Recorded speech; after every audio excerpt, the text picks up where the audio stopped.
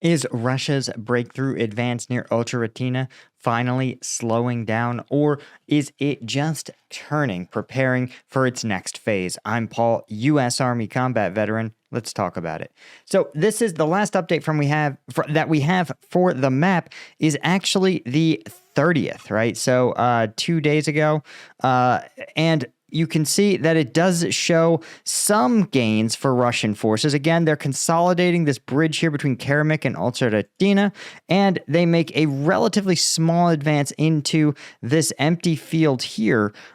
So it almost looks like Russian forces might be trying to take this Ocheretyne, but you can see it's the terrain is pretty unforgiving, right? It's got some elevated terrain here, and then it's got these series of kind of crescent-shaped rivers here, or reservoirs, and that's going to make it really hard for Russian forces, right? Because they literally can't assault from Karamik. They're going to run into this reservoir, and it's even harder to assault from Novoalexandriivka, because they're going to have to assault up a hill. So this may be the favorable terrain that Ukraine was looking for, and to hold this sort of northwesterly push that we're seeing from the Russian forces. But when we look at the combat map, you can see, again, the situation changing really dynamically. This has been much more remiss to assess control, but you can still see some level of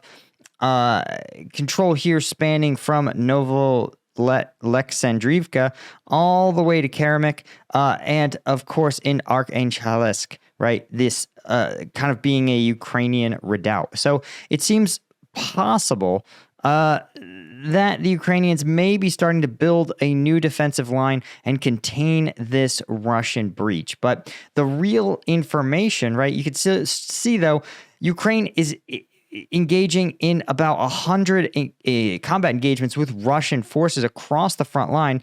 Russia, and we know usually when we see a 3-digit Russian number of attacks, it's usually a Russian offensive is underway. And you can see that they are seizing this target of opportunity, concentrating a ton of those attacks across this front in Ocheretyne, from Karamik all the way south to Natalyovo.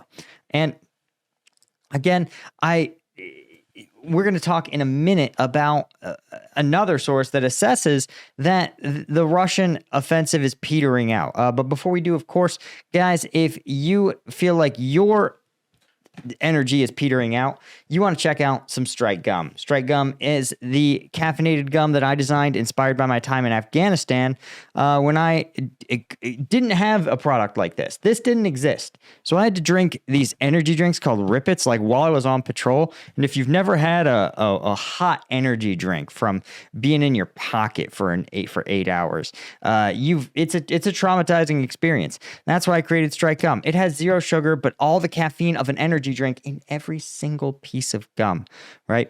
And best of all, refreshing mint flavor, so you're not going to get any kind of gross energy drink breath. And we're on Amazon, so just go to Amazon, search for Strike Gum or Strike Gum Energy, and you can pick some up. And thanks to the dozens of people who've left us 5-star reviews. Okay, now, Institute for the Study of War is saying that Russian forces didn't make any new advances in the Avdiivka area on April 30th. And this is the first time in several days where this has been the case.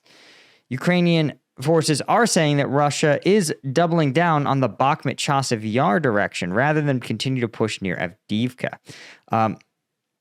Now, the evening report on April 30th, right, which it doesn't appear to have been updated yet. I believe this report, this April 30th, is from 4/27, so probably not quite the evening report. Notes that the number of attacks outside Chasiv Yar, 57, actually outnumbers the 47 attacks in the Avdiivka direction. Now, Russian forces have been pushing really hard. I don't know what else to tell you. And Russian mill bloggers are claiming they're continuing to advance, but the ISW can't necessarily confirm any advances. And we know that Russian mill bloggers will say a lot of things that aren't really true. So ISW is saying, no, the Russians are slowing their pace of advance. They finally have to take a breather. But again, it remains to be seen whether this is actually the case.